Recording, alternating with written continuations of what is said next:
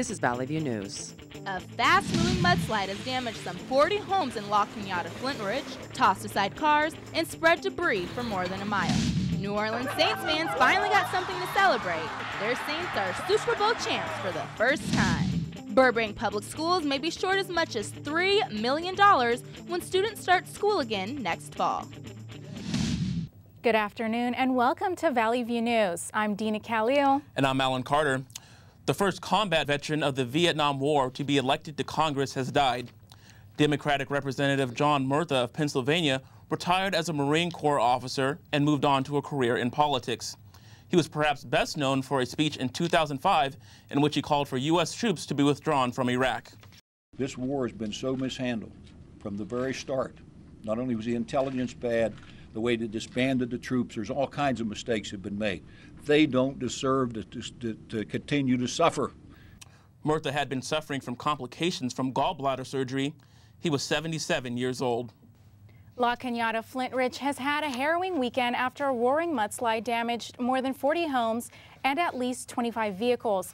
Valley View News' Claudine Sarmiento and Amaris Alarcon have a look at the devastation and cleanup efforts on Ocean View Drive. Claudine joins us now from the newsroom.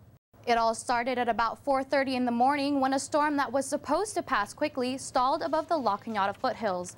Within a few hours, a sparse hillside at the top of Ocean View Drive buckled under pressure and turned into a destructive muddy waterfall.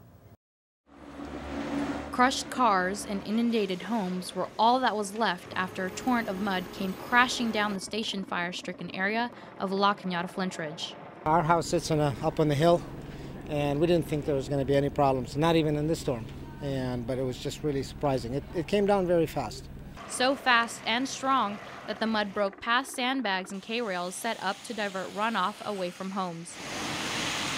Los Angeles County Fire Search and Rescue teams worked all morning to dig cars like this one out from up to 3 feet of mud.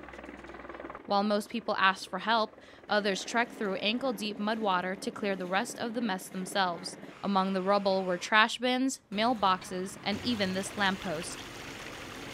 Deputy Kevin Gavigan says the mudslide wasn't the only force to blame for all the damage. What you're seeing here is simply a lot of water coming down, and a lot of different things caused it. A car blocking the driveway, a tree limb fell down, a hillside collapsed.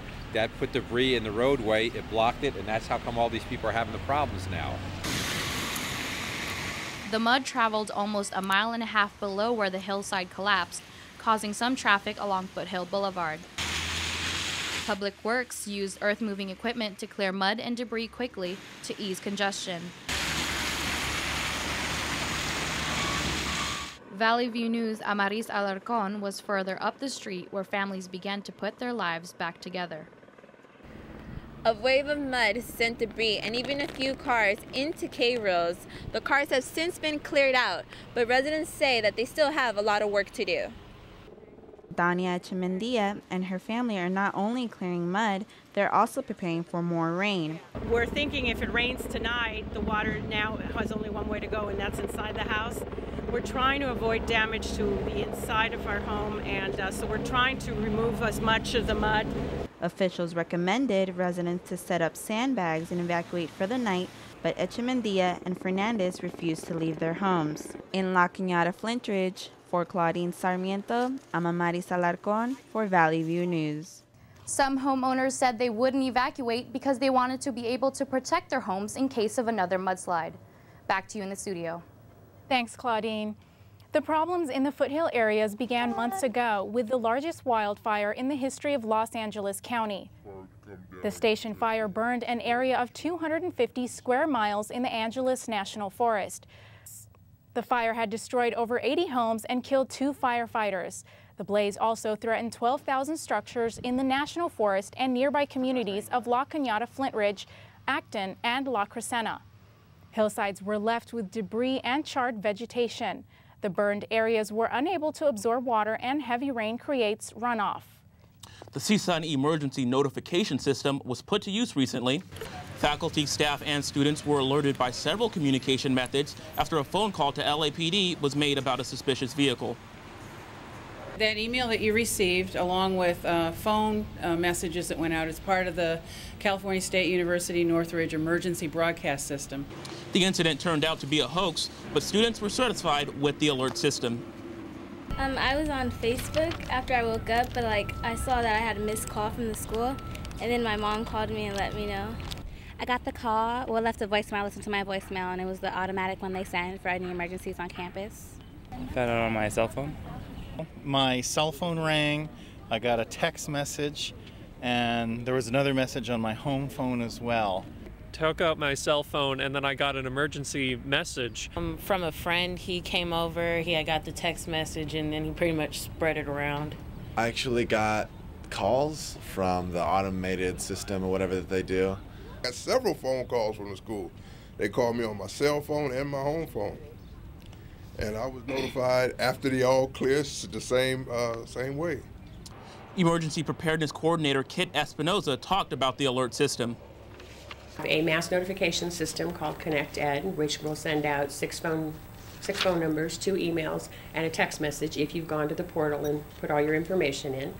On Saturday, President Barack Obama spoke at the Democratic National Committee's winter meeting, which was held at the Capitol Hilton in Washington, D.C. Obama spoke about his opposition to the war in Iraq and reminded Democrats that he would not abandon his fight to reform health care. The president also reassured the Democratic Party that change can't come quickly enough.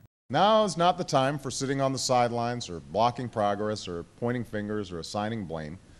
Now is not the time to do just what's right for your party or your poll numbers. Now is the time to do what's right for the country. The president closed by reminding the audience of the Democratic Party's past accomplishments.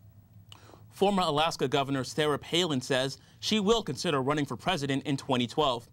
Palin appeared on Fox News Sunday saying that she would run for the GOP nomination if she believed that it was the right thing to do for the country and for the Palin family.